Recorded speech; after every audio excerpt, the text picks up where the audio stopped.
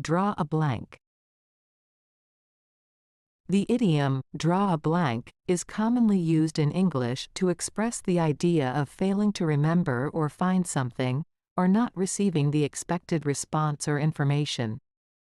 When someone draws a blank, it means they are unable to recall or retrieve the desired information or answer. This phrase is often used in situations where someone is searching their memory or trying to find a solution but is unsuccessful. Here are a few examples to illustrate the usage of the idiom. 1.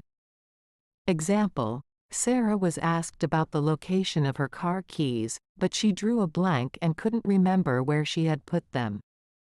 Explanation: in this example, Sarah is unable to recall the location of her car keys, despite trying to remember. She draws a blank because she cannot retrieve the information from her memory. 2.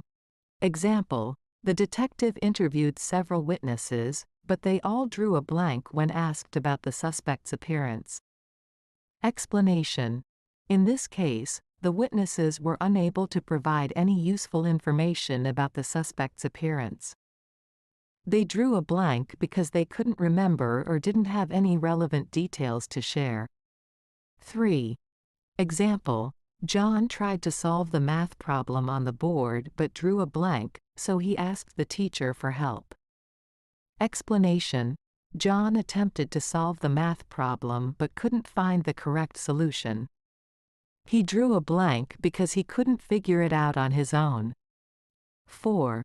Example: the comedian asked the audience for a suggestion to start his act, but he drew a blank when no one responded. Explanation: the comedian expected the audience to provide a suggestion, but he received no response. He drew a blank because he didn't get the expected input or information. In all of these examples, the phrase, draw a blank, is used to convey the idea of being unable to remember, find, or receive the desired information or response. It emphasizes the feeling of coming up empty-handed or having a mental block.